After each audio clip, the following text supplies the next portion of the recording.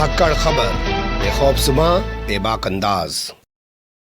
धाकड़ खबर के news room से मैं आपके साथ हूं अकरम रईस खान। यूं तो महाराष्ट्र की राजनीति में पिछले 2 दिनों से भूचाल सा मचा हुआ है, क्योंकि आरोप लगाने की मशीन कहे जाने वाले, ध्यान से सुनिए, गौर से सुनिए, आरोप लगाने की मशीन कहे जाने वाले भारतीय जनता पार्टी के नेता किरीट सोमैया ने इस बार संजय राउत पर आरोप लगा दिए हैं। आप जानते हैं संजय राउत उद्धव ठाकरे के सबसे करीबी माने जाते हैं, सामना के संपादक हैं, राज्यसभा सांसद हैं और शिवसेना के प्रवक्ता हैं। एक बड़ी इमेज वो रखते हैं, जिसके बाद महाराष्ट्र से दिल्ली तक हंगामा मचा हुआ है और मीडिया उसी खबर के आसपास गुलाटी मार रहा है। जो भोंपू मीडिया वाले हैं, हमारा काम वो नहीं है। मैं कुछ और आपके सामने रखने जा रहा हूं। 2 ऐसी महिलाओं से जुड़ी हुई 2 खबरें आपके सामने रखने जा रहा हूं जो महाराष्ट्र की राजनीति में अपनी एक बड़ी पहचान रखती हैं। एक नाम है प्रियंका चतुर्वेदी का, शिवसेना की राज्यसभा सांसद हैं, प्रवक्ता हैं। उन्होंने संसद में महिलाओं की सुरक्षा को लेकर एक अहम बयान दिया है, जिसे मीडिया ने आपके सामने से गायब कर दिया। वहीं दूसरी महिला हैं अमृता फडणवीस। आप समझ गए होंगे,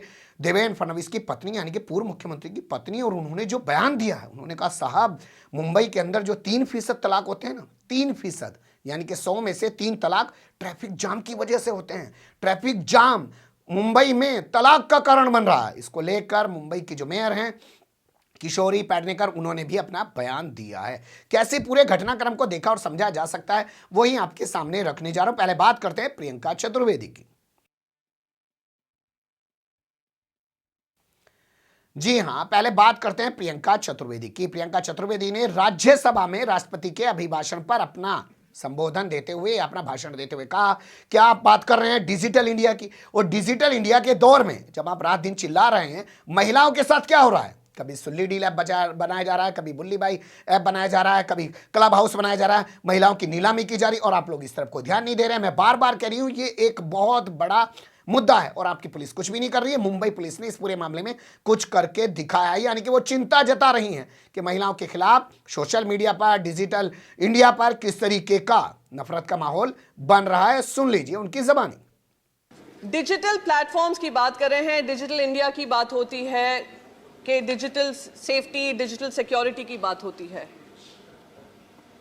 पर जब महिलाओं पे, खास करके किसी समुदाय की महिलाओं के साथ अभद्र टिप्पणी की जाती है, अश्लील बातें की जाती है, उनकी खरीद फरोख्त की जाती है, ये सरकार चुप्पी बांधे रहती है।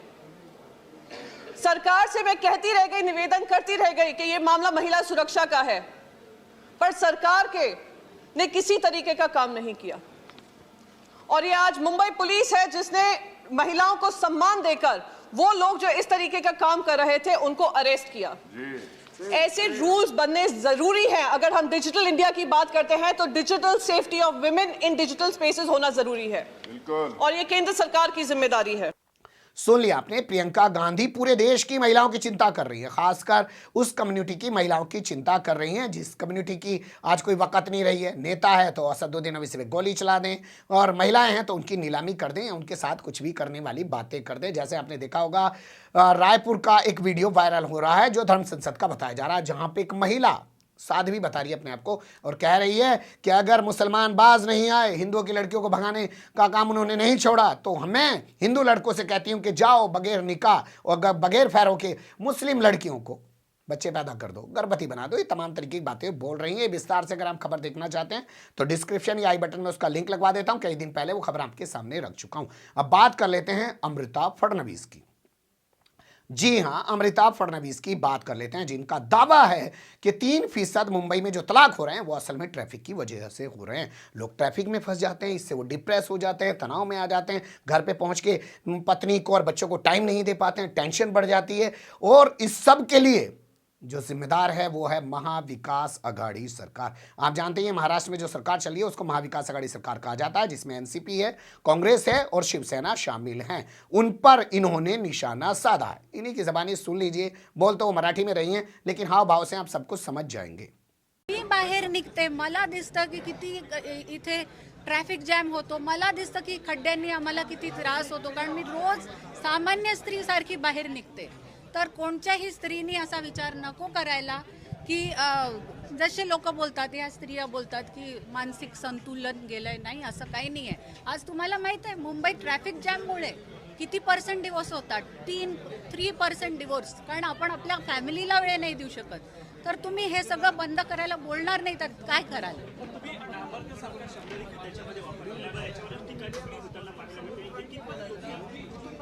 तर आता ज्यांच्या बाबतीत वापरला होता त्यांना लोकांनीच हे नाव दिलेलं आहे. नॉटी असो किंवा एवढ्यात एका खूप चांगल्या नेत्या आहेत त्यांनी सुद्धा तो शब्द वापरला. काही त्यांनी रॉंग पोस्ट केलं म्हणून तेच मी उचलून तिथे टाकलं. आणि त्याचा मीनिंग हा नसतो की तो लिटरली घ्यावा. त्याचा मीनिंग असतो की तुम्ही पुढे जाऊन स्ट्रेट वार नाही करत, मागणं ही सगळी कामं करता, म्हणून तो शब्द यूज.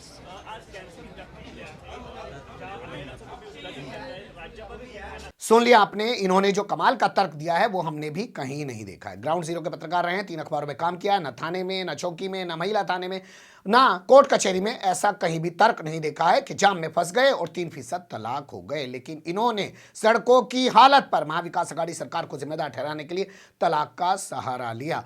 इन्होंने कहा कि मैं भी एक बार जाम में फंस गई, लेकिन इन्होंने ये नहीं कहा कि उस जाम में फंस जाने से इनका कोई तलाक हो गया है, तलाक की कोई नौबत आ गई। शायद ये पुरुषों की तरफ इशारा कर रही हैं कि पुरुष जाम में फंस जाते हैं, घर पे टाइम से नहीं पहुंच पाते हैं, तो महिलाएं उनको भला बुरा जो भी कहती हूँ या उसको लेके जो भी उनसे सवाल जवाब करती हूँ उस वजह से तलाक हो रहे हैं। महिला जाम में फंस जाए उससे कोई दिक्कत नहीं, पर जाम इनकी नज़र में एक समस्या है। यहाँ सवाल ये पैदा होता है कि 5 साल आपके पति मुख्यमंत्री रहे हैं, उन्होंने मुंबई को जाम मुक्त करने के लिए क्या किया? वर्तमान समय में आपकी मोदी सरकार सत्ता में बैठी है, जो विकास के गीत विदेशों में जाके भी गा रही है, उसने क्या किया? इस पूरे मामले को लेकर सामने आई हैं मुंबई की जो मेयर हैं किशोरी पेडनेकर। उन्होंने कहा ये कमाल का तर्क दिया है, हमने आज तक ऐसे तर्क सुने नहीं है, लेकिन ये अमृता फडणवीस हैं, ये कुछ भी बोल सकती हैं और ये वो हैं जिनके पति 5 साल यहाँ के मुख्यमंत्री रहे हैं। पता नहीं किस तरीके से वो ऐसी बातें कर रही हैं। उन्होंने भी कटाक्ष करके पूरे मामले को ठंडे बस्ते में डालने की कोशिश की। हालांकि मामला रुक नहीं रहा है, बढ़ रहा है।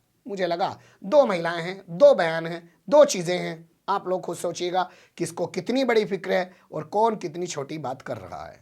कमेंट्स के रूप में आप लोग अपनी राय दे सकते हैं, खबर को लाइक कर सकते हैं, चैनल को सब्सक्राइब कर सकते हैं और ज़्यादा से ज़्यादा हमारी खबरों को शेयर कर सकते हैं। फिर ऐसे किसी सुलगते हुए या उलझते मुद्दे लेकर मैं आपके सामने होऊंगा हाजिर। फिलहाल अभी मुझे दें इजाज़त।